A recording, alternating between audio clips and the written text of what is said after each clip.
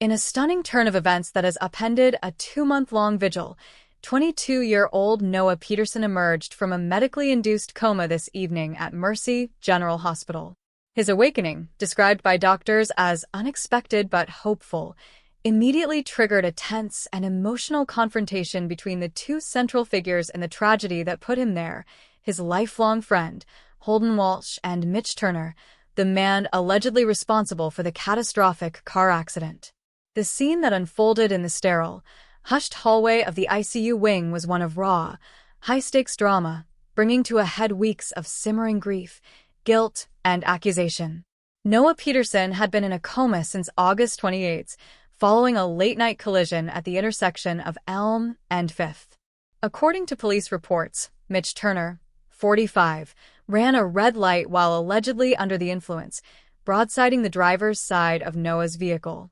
Holden Walsh, 22, who was in the passenger seat, escaped with minor physical injuries but has been a constant presence at his friend's bedside since the incident. The Peterson family, while maintaining a heartbreaking vigil, has been vocal in their demand for justice, with Noah's father, David Peterson, telling reporters last week, "Our son's life was stolen. Someone needs to answer for that." That someone, in the eyes of the law and the family, is Mitch Turner, who is currently out on bail awaiting trial for charges of vehicular assault and DUI. At approximately 7:30 p.m. tonight, nursing staff noticed significant changes in Noah's brain activity and responsiveness. By 8 p.m., he had opened his eyes and was able to weakly squeeze his mother's hand. The news spread through the hospital floor like an electric current. It was this news that seemingly drew both Holden and Mitch to the hospital within minutes of each other, setting the stage for a clash.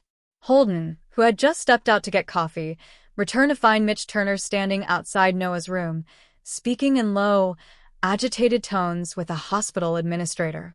Witnesses described Turner as appearing disheveled and distraught, stating he had heard the news and needed to apologize. What happened next was captured by several onlookers' phones. Holden, seeing Turner, froze for a split second before his expression hardened into one of unvarnished fury. "Get away from his room," Holden is heard saying in the video, his voice trembling with a mixture of rage and exhaustion. "You don't get to be here. You lost that right." Turner turned, holding his hands up in a placating gesture. I heard," he woke up. "I've been living with this. I need him to know I'm sorry. I never meant." "Sorry," Holden interjected, stepping closer, his frame blocking the door to Noah's room. "You think sorry is a word that exists for you anymore? Look at him in there. Sorry doesn't bring back the last 2 months. Sorry doesn't fix his brain, his life." The confrontation quickly drew hospital security, nurses, and the Peterson family. David Peterson stepped between the two men, facing Turner directly. "Mr. Turner, you need to leave," Peterson stated, his voice cold and authoritative. "Your presence is not wanted and is causing distress. Any communication will go through our lawyer and the court. Now." In the most poignant moment of the standoff, as security began to guide a visibly crumbling Mitch Turner away, the door to Noah's room opened slightly. A nurse peeked out, but in the brief glimpse, both Holden and Turner could see Noah, propped up on pillows, his eyes open but clouded with confusion, looking towards the commotion. For Holden, the sight seemed to fuel his protective fury. For Turner, it appeared to be a devastating blow. He stopped resisting security, his shoulders slumping as he was led away, repeating, "I just wanted to say I'm sorry," to no one in particular. Holden, after a final, searing look at Turner's retreating back, turned and immediately re-entered his friend's room, closing the door firmly behind him. Medical professionals caution that Noah's journey is far from over. Awakening from a coma is a critical first step, but it is just the beginning of a long and arduous rehabilitation process, said Dr. Anya Sharma, lead neurologist on the case.